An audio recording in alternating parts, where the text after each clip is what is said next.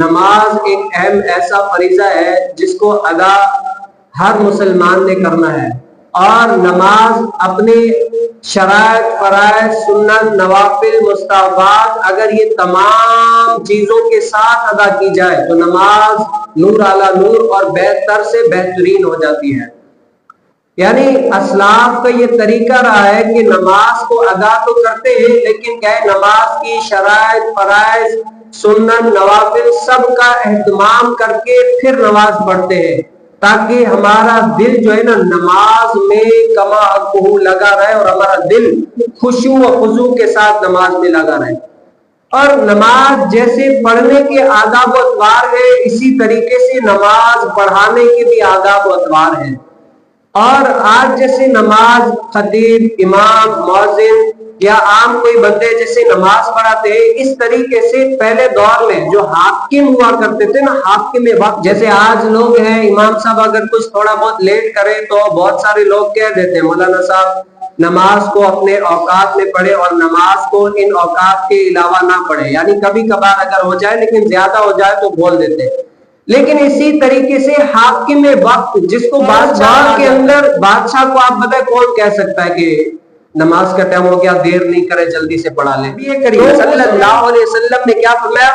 حضرت ابو ہریرہ رضی اللہ تعالی عنہ سے مروی ہے کہ نبی کریم صلی اللہ علیہ وسلم نے فرمایا ان قریب کچھ حاکم ہوں گے جو تمہیں نماز پڑھائیں گے۔ کیا ہوں گے؟ کچھ حاکم ہوں گے جو تمہیں نماز پڑھائیں گے، اگرچہ صحیح نماز پڑھیں تب بھی تم لوگوں کو ثواب ملے گا، اور اگر وہ حاکم تم لوگوں کو غلط نماز پڑھے تب بھی تم لوگوں کو ثواب ملے گا، اور غلطی کا وبال ان لوگوں پر ہوگا۔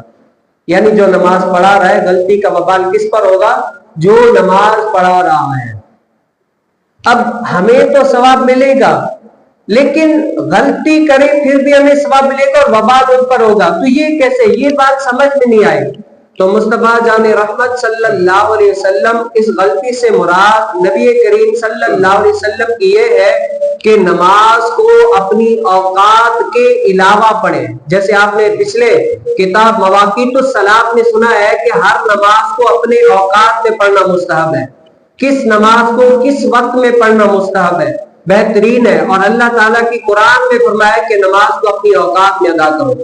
لیکن اگر کوئی ہٹ کر یعنی دوسرے اوقات میں پڑھاتا ہے اپنی مرضی کے مطابق، اگر کہیں مکروہ وقت آ جائے تب بھی اگر پڑھا لیتا ہے تو آیا مصطفیٰ جان رحمت صلی اللہ علیہ وسلم نے فرمایا کہ تم نماز پڑھ لو، تمہاری نماز ہو جائے گی، لیکن اس غلطی کا، اس تاخیر کا جو وبال ہے وہ اس پڑھانے والے نمازوں کو اپنے اوقات میں ادا کرنے کی توفیق نصیب فرمائے۔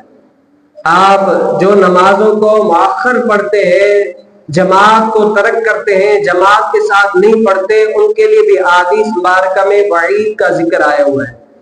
نماز ایک ایسا اہم فریضہ ہے کہ نماز کو اپنے اوقات میں ادا کرنا بہت ہی ضروری ہے، اور آپ نے احادیث مبارکہ میں سنا ہے کہ اگر کوئی بندہ، اوقات سے مراد جماعت کے اوقات جو مختص کیے جاتے ہیں نماز مسجدوں میں، وہ مراد ہے، اور جو کوئی، آپ نے حدیث مبارکہ میں سنا ہے کہ اگر اکیلا نماز پڑھے تو ایک، اور اگر جماعت کے ساتھ پڑھتا ہے تو 70 گنا زیادہ، 27 گنا، 50 گنا زیادہ اس کو ثواب ملتا ہے۔ اور مومن کس کا؟ نیکیوں کا حریص ہوتا ہے۔